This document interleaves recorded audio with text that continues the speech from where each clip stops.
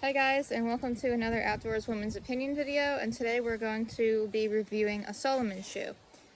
I'm kind of a long-time fan of Salomon. I've been wearing them for a long time. I had an outdated model that I never made a review of because you basically can't easily buy that model anymore, so there was no point, because obviously if people watch a hiking shoe review, they're thinking of buying that shoe.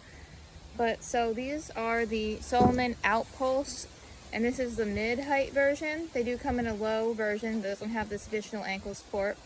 And this is also the GTX or Gore-Text liner waterproof version. So there's a couple of changes that Salomon has made that I'm not too thrilled about, even though I still am a fan of Salomon,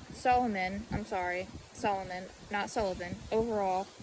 But there's a few changes that they've made with the newer models, with the OutPulse, as well as the X Ultra 4s, which I was originally going to buy to replace my really old pair that's very worn out now of the X Ultras, that like the one I was saying you can't get anymore. So let's just get right into it. So the OutPulse is a lightweight hiking sneaker. So what does that mean? It means it's more flexible. It's not really clunky and rigid like a Oboe Sawtooth or a Merrell Moab. And you would expect a lightweight hiking sneaker to be a little bit more cushiony as well. Now they do have this Ortholite. The sole of the shoe is Ortholite, so it is like cushiony. But the first change that Salomon made that I'm not too happy with is just that if you take the insert out, and first let's get a look at the insert. It's a decent insert, but it's not very cushiony. I did pay $160 for these shoes, so the fact that I might have to invest in some more, like a more cushiony insert, is just doesn't make me too happy, because the change that I'm trying to get into here is Salomon used to have an additional layer of cushioning between this insert and the bottom of the shoe, and I don't know how well you can see that, but now they don't. So I don't know obviously the exact reason why Salomon got rid of that cushioning. It's either one, to kind of skimp on materials, and again for $160 that's a little bit disappointing. However, what I personally see as a con of this shoe, some people may see as a pro, because some people like more of a ground feel. They like to be able to more, like, you know, have a better feel of the rocks and stuff, and not feeling like they're on a very cushiony surface when they're hiking. So, you know, I can't comment and tell you guys 100% whether Salomon took away that extra layer of cushioning due to the majority of consumers preferring not to have cushioning there, or just simply to skimp on materials. But I do want to make note that I'm not bashing Salomon. I don't bash brands on this channel. It's basically an overall problem in the economy right now that prices are going up, but material quality and everything is going down. This is not a Salomon specific issue. And again, I do believe that Salomon overall still makes a high quality shoe. It's just they used to put extra cushioning in there and now they don't. So for that reason, I would expect this thing, the insert, to be a little bit more cushy, and unfortunately it's also not. But overall, I took this shoe on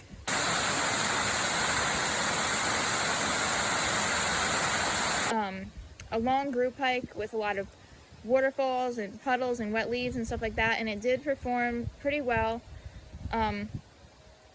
So my one complaint is the sizing of this shoe, I think, is a little bit off. So in all the other hiking shoes I've reviewed on this channel, which so far has only been from the brand Brooks Running and Oboes, I'm a women's size 7.5, medium in US sizes. And I own a lot of different like fashion and athletic shoes like Nike, Asics, all that, and I'm always a women's size 7.5. However, with these OutPulses, they're a very like long and kind of like narrow shoe. So the issue with that was that basically I had too much room up here in the toe. My foot was kind of sliding around. But my feet are narrow, so these did work for me as far as being a narrow shoe. So if you have excessively wide feet, I would say that the OutPulse might not be the shoe for you, unfortunately. But again, this is a very long shoe along with being narrow. So this is a women's size 7. I don't know how well you can see that. But honestly, as I discussed a little bit more in the field testing portion of this video, I actually could have went down a full size and gotten a 6.5, which is quite bizarre because, as I mentioned, I've never fit into a women's 6.5. Like I said, in all those other brands, I'm a 7.5.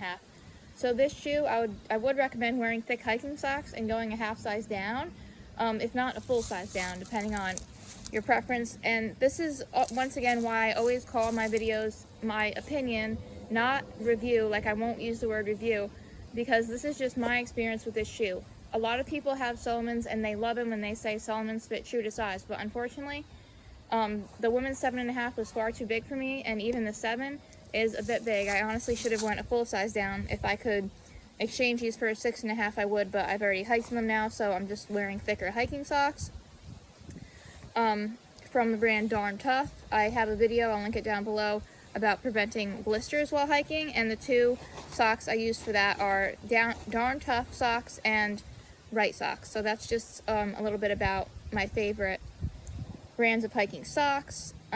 So we're gonna get into the field testing portion of this video, where I comment more on certain aspects of the shoe while I'm walking in it. But one more thing I want to mention is on the group hike with the waterfalls and all that, it was an all-day hike. We went on like rocky and challenging terrain. These shoelaces did not come untied, not even once. So, you know, they're flat textured laces, so they do stay tied really well, so that's another plus of these shoes. They're unfortunately constructing a natural gas pipeline along the border of this park here, so it's really washed out. It used to be trees and stuff, but now the land is pretty much destroyed, and the trail here gets washed out a lot. But so I do feel a good grip, like coming up this hill. I'm kind of like walking on, you know, like the biggest rocks and stuff that I find intentionally, and I'm not like slipping at all, even though the leaves are wet. So like I said, I've slipped on this hill with regular trail runners, so the grip on these seems decent. It might not be quite as grippy as like a Vibram, like something like a Merrell Moab or a Hoka Speed Goat, or something with a really clunky Vibram TC5 outsole. But again, these are like a hiking sneaker.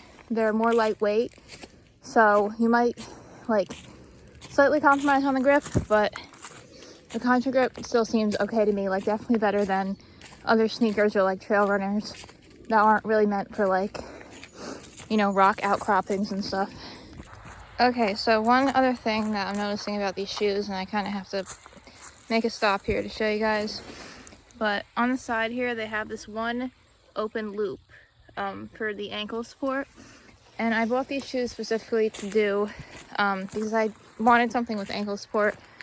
Since it's fall now, so the leaves are changing, everything looks nice. I want to go on some more, you know, treacherous longer hikes with groups and see nicer views. But as far as the ankle support goes on these in particular, I really wish they would have put like 2 smaller loops up there, or maybe like a closed loop, because when you're tying them, it kind of just like comes right out of that loop. And even now that I just stopped to like double knot them and pull them a little bit tighter, it's very cushiony around the ankle, but that kind of makes it so it doesn't tie that tight. And that's unfortunate. It's like the ankle doesn't kind of like tightly hold your ankle as much as I anticipated. And because one of the reasons why I bought them was for the ankle support on, you know, future more treacherous walks, that was another kind of disappointing feature so far of these Salomons.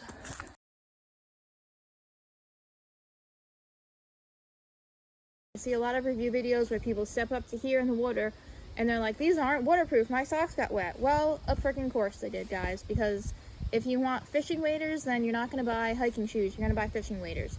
So the Gore-Text waterproof liner is not a rubber thing that goes over the shoe. It's literally a fabric liner in between the outer and the inner membranes of the shoe. So it's not meant to step completely in water, like in a pond or something. If you do that, duh, obviously your socks are going to get wet. But my socks stayed dry throughout the duration of this all day long hike that I went on with the waterfalls and puddles and everything. I had to step in mud and things on the trail, and these shoes did, the waterproofness held up perfectly. So quick rundown, pros and cons, basically a summary. The pros are the waterproof Gore-Text liner serves its purpose. Obviously, if you abuse that purpose and you think you can just step in a pond like that, that's not what it's for, but it serves its purpose, so that's a pro. It's a nice lightweight hiker, and it's got this comfortable ortholite sole as well as decent grip. But once again, if you don't want a big clunky hiker, you might compromise a little bit on the grip. As far as the cons of this shoe, I wasn't too happy with the ankle support. It wasn't tight enough here, even when I lace it very tightly. It's just, it comes with these 2 like holes for the laces up here, and they're just open loops, so it doesn't really have a good hold on your ankle, in my opinion, and it's very cushiony around it, which I know was meant to be for comfort, but that made it, in my opinion, not grip your ankle tight enough. And then secondly, the other con I would say is just they got rid of that extra cushion, and the sizing is a little off. So if at all possible, instead of ordering these shoes online, I would recommend trying them on. I know that for many people, unfortunately, a hiking shoe store isn't in your geography, like isn't in a close radius to where you live, so you're going to have to order them online. But luckily, the majority of online stores now do have a complete return policy. As long as you don't wear the shoes outside, you know, say you're a size 7.5, you can buy like a 7 and a 7.5 and see which one fits.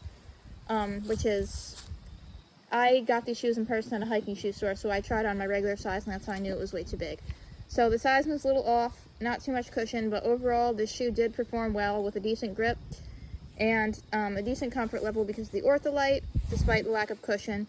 So overall, I do recommend these shoes, the Salomon OutPulse, but as I said, there's a couple of caveats there that I'm not too happy with.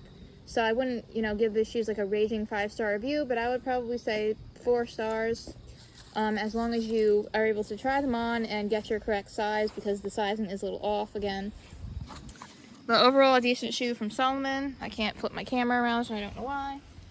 So, I don't know. Overall, guys, they're okay. Like I said, a few small issues, but they did perform well on the more technical hike. So thanks for watching. Salomon OutPulse Mid GTX, and happy trails.